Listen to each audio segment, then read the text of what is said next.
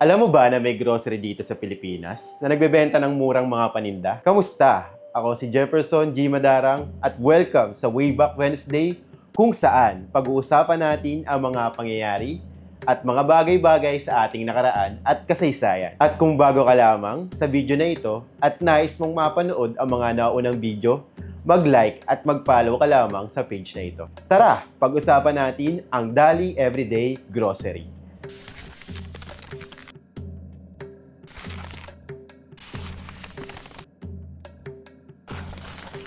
Itinatag ang Dali Everyday Grocery noong 2020 sa Zug, Switzerland.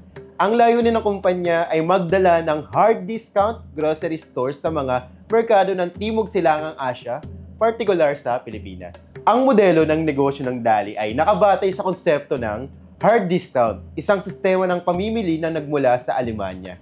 Nakatuon sila sa pagbibigay ng mataas na kalidad ng mga produkto, abot kayang presyo sa pamamagitan ng pagiging simple at kausayan sa operasyon. Ang kanilang mga tindahan ay karaniwang matatagpuan sa mga lugar na may mataas na density ng populasyon, tulad ng mga rural at peri-urban na komunidad sa Luzon. Sa kabila ng pagiging isang bagong kumpanya, agad nilang binuksan ang kanilang unang tindahan sa Santa Rosa, Laguna noong 2020. Ang tindahang ito ay ang simula ng kanilang operasyon sa Pilipinas. Pagkatapos ng kanilang unang tindahan sa Pilipinas, nagsimula magbukas ang Dali Everyday Grocery na mga bagong tindahan sa iba pang mga lugar sa Luzon. Mabilis nilang nakuha ang atensyon ng mga mamimili sa pamamagitan ng abot kayang presyo at malawak na seleksyon ng mga produkto. Noong 2023, nakatanggap ang Dali ng malaking pamumuhunan mula sa Asian Development Bank, pati na rin sa mga private equity firms tulad ng Creador at Navigar. Ang mga pamumuhunan ito ay nagsilbing puhunan upang mapabilis ang kanilang pagpapalawak sa buong bansa.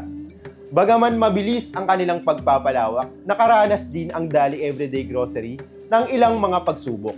Kabilang dito ang mga reklamo mula sa mga consumer groups tungkol sa mga hindi tamang pagpipresyo at mga reklamo hinggil sa intellectual property. Noong 2024, nagsampa ng kaso ang NutriAsia laban sa Dali dahil sa mga produktong may pagkakahawig sa kanilang mga tatak. Ayon sa mga ulat, noong 2024, iniulat ng Hard Discount Philippines Incorporation, ang lokal na operator ng Dali, ang mga pagkalugi na umabot sa 3.26 billion sa loob lang ng 3 taon ng operasyon.